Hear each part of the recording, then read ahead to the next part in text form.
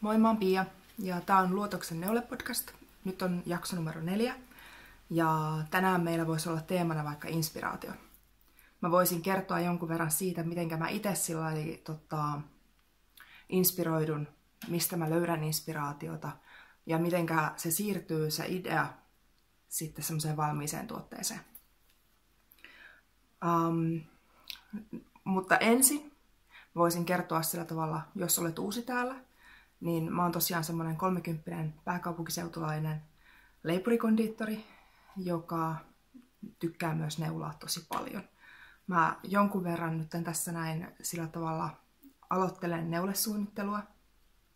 Ja mulla onkin itse asiassa tällä hetkellä mun Pirtavillapaidan testineulonta meneillään. Mä onnistuin saamaan siihen testineulojia muutaman. Ja niin sitten kunhan se testineulonta siitä Pirtapaidasta on valmiina, niin sitten sit mä julkaisen sen ohjeen. Mulla on se oikein hyvällä mallilla siis. Mä viime jaksossa vähän kyselinkin testineulojia ja sainkin sitten yhteydenottoja, mikä oli tosi mukavaa.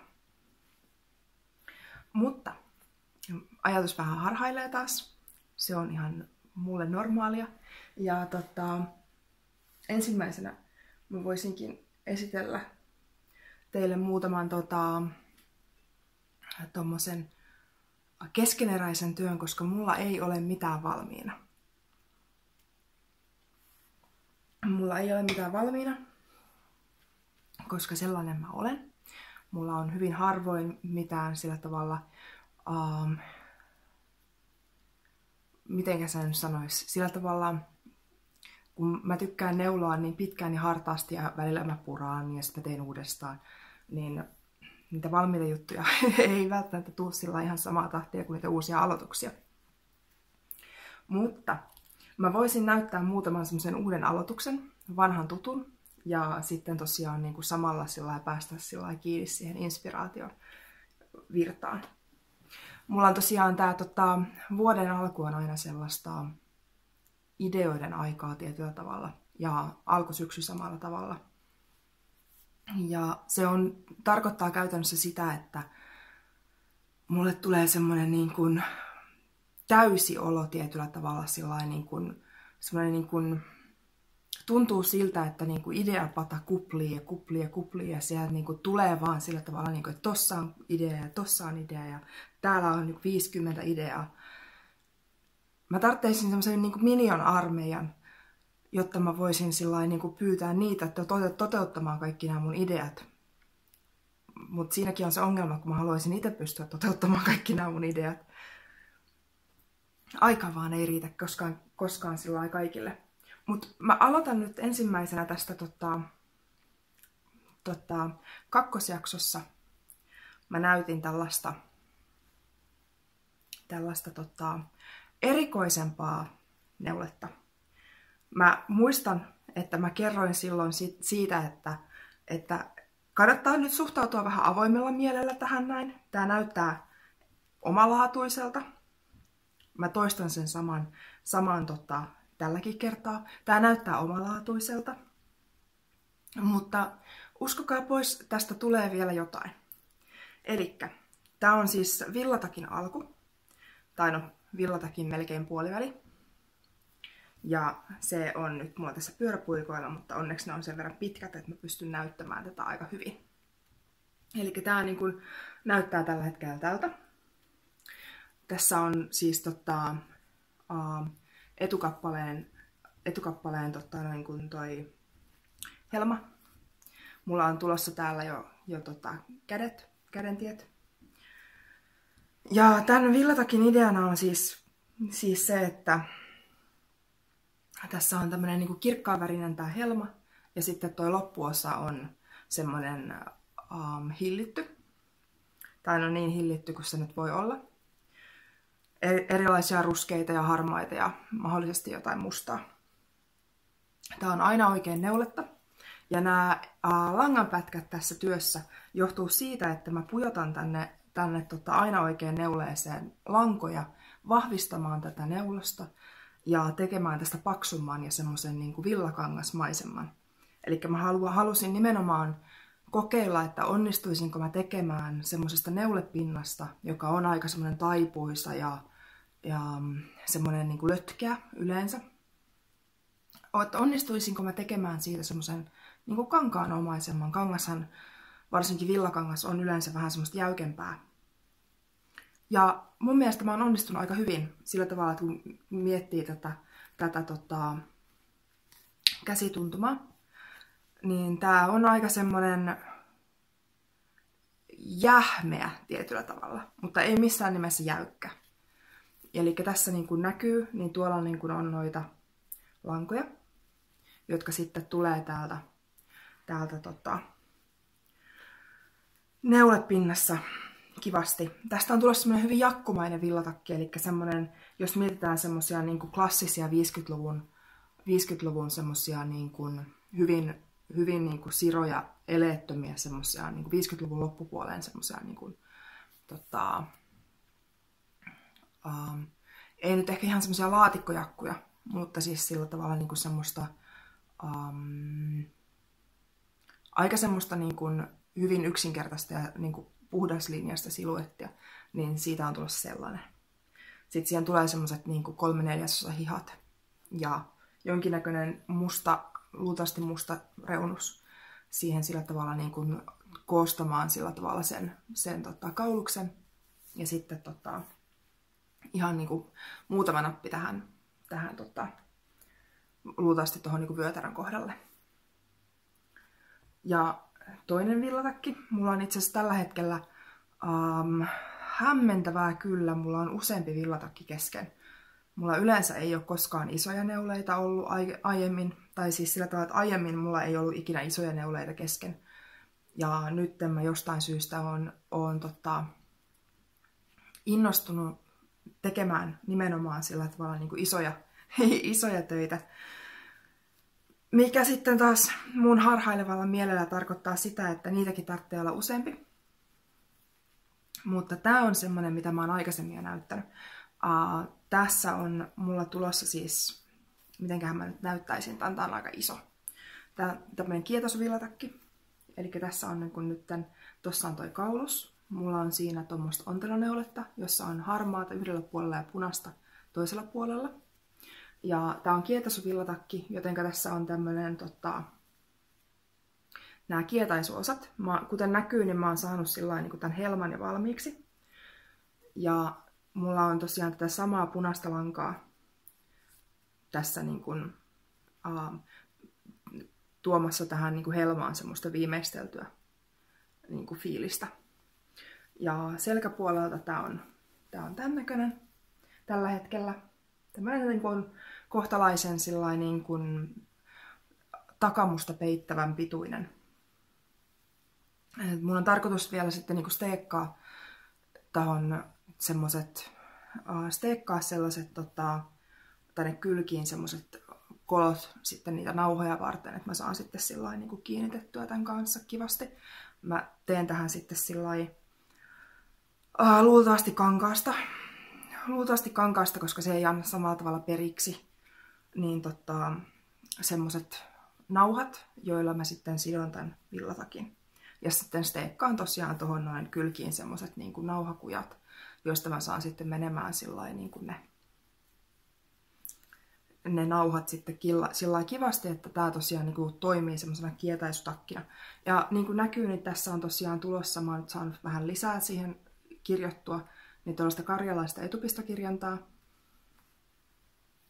Ja se on tämmöistä luotoksittain ommeltua kirjantaa tuolta niin kuin perinnekäsityötä Suomesta tai tuolta Itä-Suomesta ja Karjalan alueelta ylipäänsäkin. Se on Itä-Euroopassa on vastaavanlaista kirjontaperinnettä.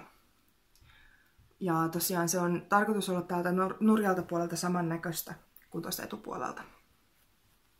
Sitä mulle tulee tähän selkäosaan ja sitten hihoihin. Hihat on mulla nyt, tässä on yksi hiha tällä tämmöisessä vaiheessa. Mä itse asiassa mä ensin mietin sitä, että mä olisin tehnyt tähän semmosen niin kuin vastaavanlaisen kuin toi kaulus on, niin noin hihansuut. Mutta sitten mä rupesin miettimään, että se ei oikeastaan niinku tunnu kauhean mukavalta, niin mä päätin, että mä haluan neuloa siihen vielä lisää pituutta pikkasen ja tehdä semmoset niinku 3/4 mittaiset tai niinku puoleen käteen, niinku semmoset, no tähän asti 3/4 mittaiset semmoset niinku pussittavat hihat. Eli siinä on niinku se hiha on aika massiivinen ja sitten siihen tulee semmonen niinku aika kapea se hihan suu itsessään, että se sitten niin pysyy siinä pussilla, siinä käden ympärillä sitten kivasti. Mutta se on vielä vähän työn alla, niin kuin näkyy. Hihat tosiaan on niin kuin puolittain valmiiksi melkein saatu, mutta saa nähdä missä kohtaa taas niin kuin sillai iskee inspiraatio. Mulla nyt oli tässä niin kuin kuluneen viikon aikana tosi paljon sellaista fiilistä neuloa sitä. Mutta nyt taas, kun mulle toi suoran neulominen on niin tuskallista, niin saa nähdä, että missä vaiheessa sitten taas tekee mieli sitten sitä uudestaan koittaa. Mutta muita projekteja, mä toi ihan tavallisen käsityökori-podcastin Janika, niin teki oikeastaan semmoista tosi kaunista huivia, jonka hän mulle ystävällisesti näytti ja Instagramin välityksellä. Ja mulle tuli sitten siitä niin kuin semmoinen huivikateus. Mä en ole siis koskaan neulonut itselleni minkäännäköistä huivia tai kolmiohuivia, kaulahuivia tai mitään sen tyyppistä. Niin mullehan tuli sitten huivikateus. Aivan kamala. Ja mä totesin, että hitsit, että mäkin haluan kyllä nyt tehdä huivia. Ja onhan mulla noi kaikki muutkin projektit tuossa kesken. Mä viime jaksossa muistaakseni sillain niin kuin varovaisesti arvioin, että mulla olisi ehkä 15 työtä kesken. No noin suurin piirtein 15 työtä kesken. Mä en kyllä laskenut, tää on vaan niin kuin sellainen varovainen arvio. Niin sitten mulle tuli vielä semmoinen niin olo, että mähän voisin lisätä tähän niin kuin pari projektia vielä päälle ja vähän ruveta tekemään huivia. Sillä ihan vähäsen vaan. niin mulla on nyt tulossa tässä tämmönen, oiskohan tää nyt ehkä 45 senttiä leveä, puoli metriä leveä, melkein puoli metriä suurin piirtein. Ja niin kuin näkyy tässä näin, niin tää on tulossa, niin kuin mä teen tätä onteloneuleena tämmöstä niin kuin suorakaiteen muotoista pitkää kaulahuivia. Ja tää näyttää tältä vaalealta puolelta tällaiselta. Ja tosiaan tää keltainen puoli oli tällainen.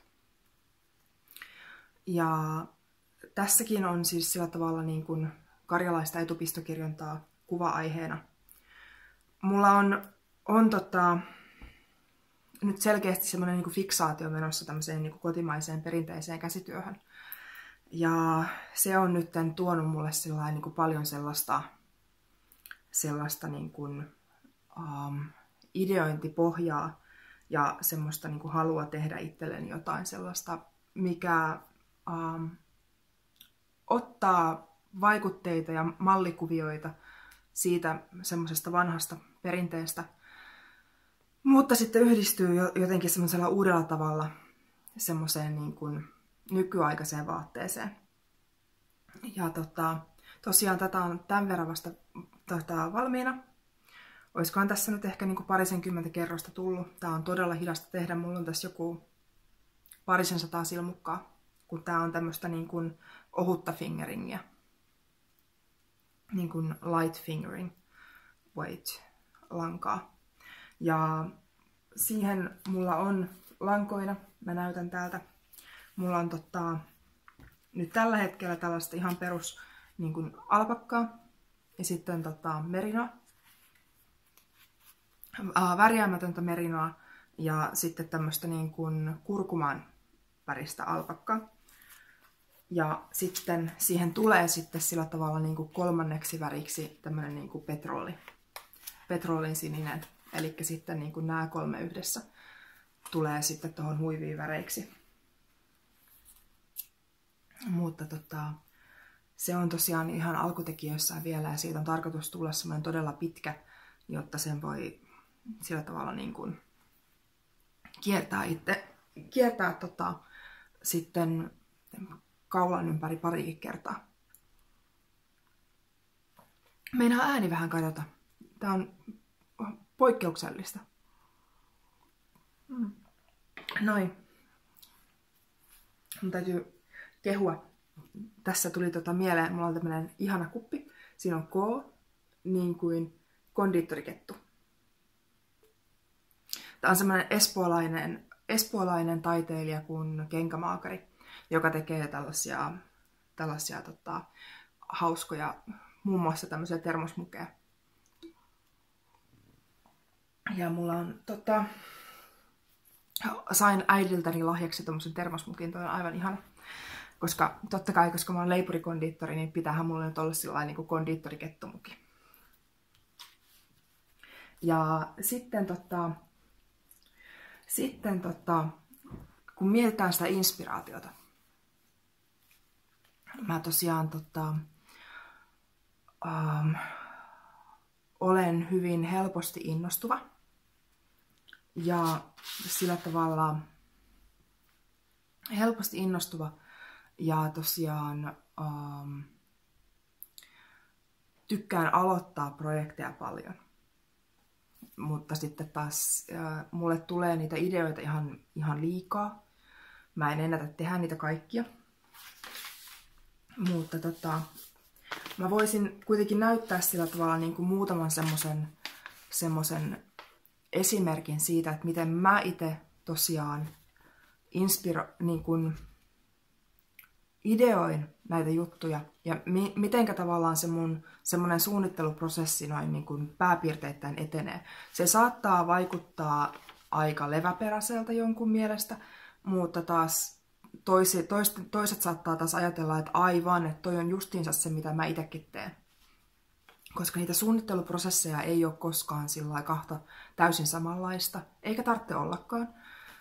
Ja niitä on sillä tavalla niin kuin yhtä monta kuin ihmisiä on yhteensä. Mutta mä oon nyt varmaan aika monta kertaa puhunut siitä, että Taru Sormusten herrasta kirja ja ne elokuvat on mulle sillä tavalla aika tärkeitä tietyllä tavalla. Mä tykkään niistä ihan hurjan paljon. Ja jossain kohtaa, kun mä kattelin niitä elokuvia taas uudestaan sillain niin kuin maratonina läpi, niin otin tällaisen paperin siihen kaveriksi itselleni. Ja sitten käytännössä tämän tyyppistä jälkeä mulle sieltä tuli kaikenlaisia tällaisia juttuja. Elikkä täällä on hevosenpäitä ja täällä on kukkasia ja kiemuroita ja kaikennäköistä tällaista niin kuin vähän epämääräistä. Semmoista, mikä tuli siinä sillä tavalla sitä elokuvaa katsoessa sillä tavalla mieleen, että ei hitsi, että tää täytyy niin kuin kopioida. Ja mulla on tosiaan täällä tää Minas Tirithin valkoinen puu. Tästä se siis lähti. Mulla on tulossa semmoset lapaset, joihinka tulee toi Minas Tirithin valkoinen puu. Ja tosiaan, kun lähdettiin sillä liikenteeseen tästä näin, tuommoinen niin kuin muutaman viivan suherrus, niin sen jälkeen me päästiin sitten niin kuin tällaiseen ruutupiirrokseen, jossa sillä tavalla mä jo vähän paremmin hahmottelin sitä, että mikä siinä niin kuin saattaisi olla se juttu. Ja lopputulos on taas sitten sillain niin kuin tällainen lapasohje. Ja mä työskentelen siis sillä tavalla, että mulla on ensimmäisenä se suherrus, ja sitten mä muokkaan sitä ja mä piirrän sitä uudestaan, kunnes mä pääsen siihen lopputulokseen, mitä mä sillain niin kuin kaipaan. Viime jaksossa mä näytin semmoset keltaiset sukat, mitä mulla on tulossa. niin tosiaan niin kun tässä on se niin kun sukkamallin luonnos, mitä mä sillä tavalla niin kun ensimmäisenä suhelsin kasaan. Ja nyt näihin mä saatan tosiaan saada inspiraatiota elokuvista, luonnosta, kaiken näköisistä niin kuin erilaisista kirjoista ja kuunnelmista. Ja jos mä näen jotain tosi mielenkiintoista jollakulla toisella päällä, mutta niin kuin esimerkiksi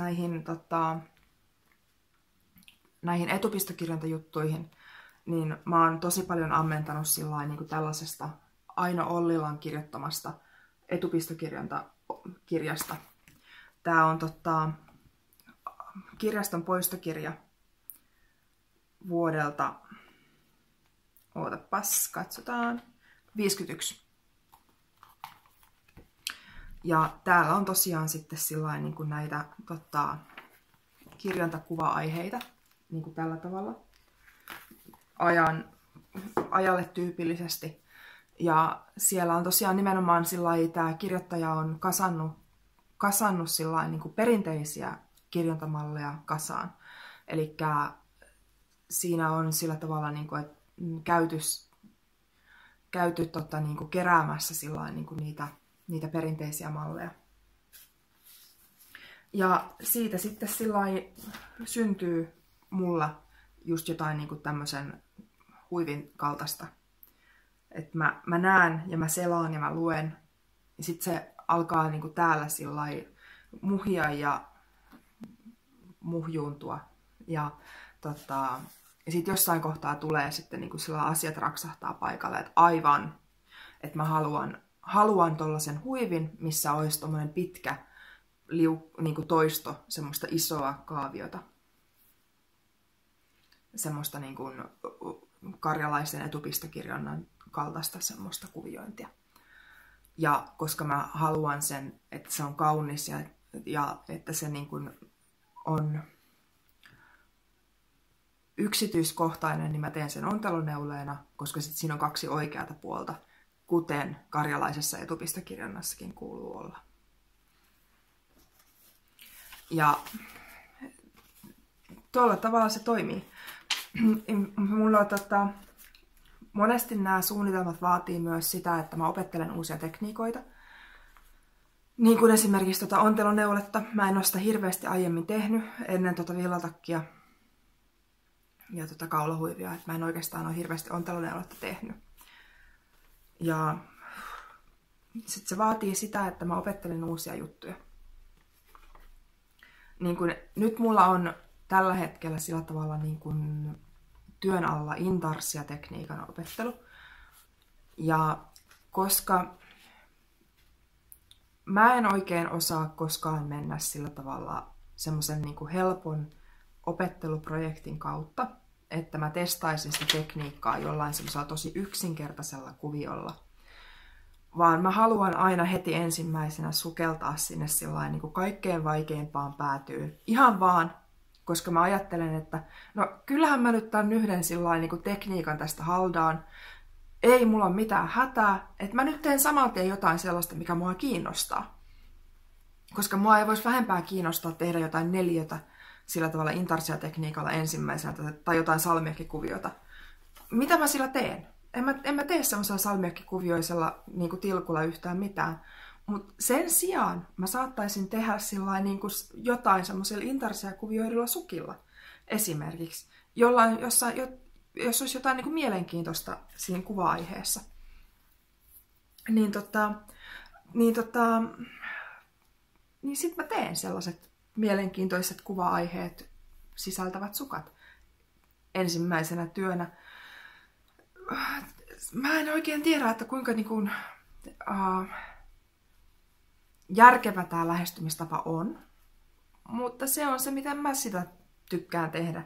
En suosittele sitä kyllä toisaalta koskaan kellekään muulle, mutta kun mä oon niin jääräpäinen itse, semmonen niin kuin mullikka tietyllä tavalla, että sit kun mä saan sillä päähäni jotain, niin mun on tosi vaikea päästää irti siitä, että mä oon kyllä niin semmonen itsepäinen ihminen, ettei niin kuin mitään rajaa. Mutta tää on tämmönen pitkällinen pohjustus tälle mun seuraavalle sillain niin kuin, projektille, mikä mulla on kesken. Joka liittyy myös tähän inspiraatioon, koska mä sain siis semmosen, mä näin jossain kohtaa, oiskohan ollut Pinterestissä tai jossain päin nettiä, semmosen kirjontatyön, jossa oli kirjoittu sillain niin kuin, kauniita kukkasia, ja sitten niiden keskelle oli jätetty sillain niin kuin negatiivista tilaa, eli tyhjää tilaa, joka sitten muodosti sillain niin kuin kauniisti kirosanoja. Ja tottahan mun oli sit pakko tehdä projektipussi mun ihan älyttömän hyvälle ystävälle, jolla on samalla tavalla semmoinen vähän kieroutunut mieli, niin kuin mulla on. Ja joka osasi arvostaa sellaista niin kuin kaunista projektipussia, jossa oli sillä tavalla niin kuin kauniita kukkasia ja kirosanoja.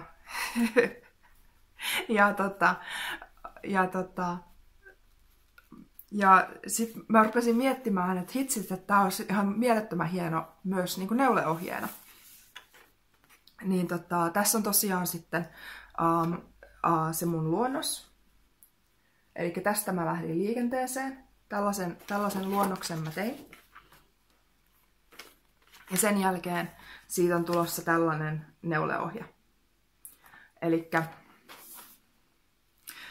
tää mun pitäisi tehdä sitten intarsia-tekniikalla. Tämä.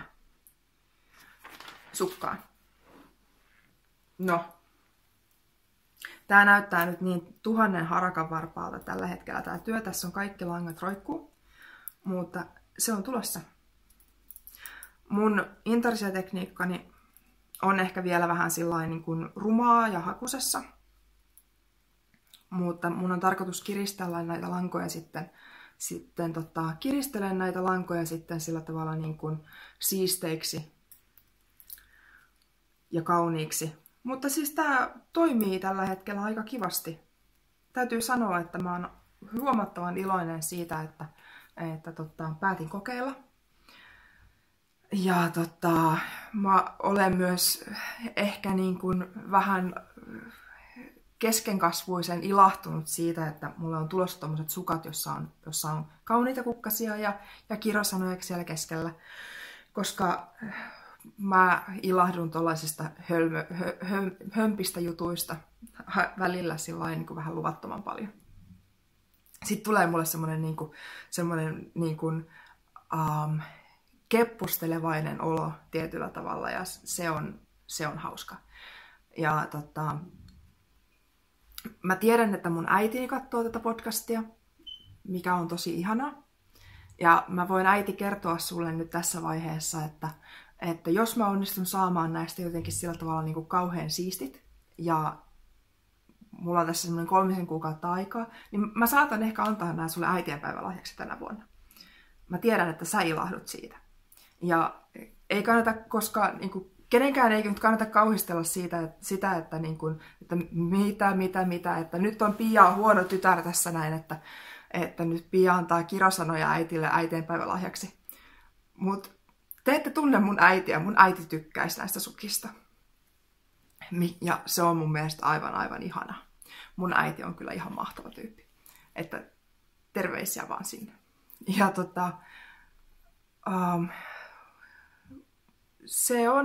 siis inspiraatio iskee kyllä sillä ihan odottamattomissa paikoissa. Mutta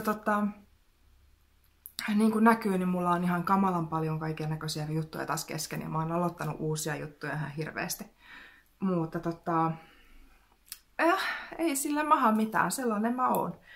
Jossain kohtaa kuitenkin sillä tavalla ne tulee valmiiksi.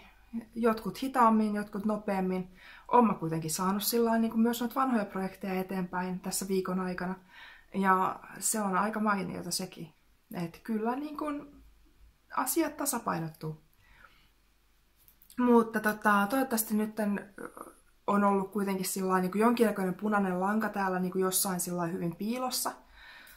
Tää on tämmöistä harhailevaa ja polveilevaa taas kerran, mutta toisaalta mäkin olen vähän harhailevainen ja polveilevainen ihminen, niin eihän sille mitään mahda. Tekijänsä näköistä työtä.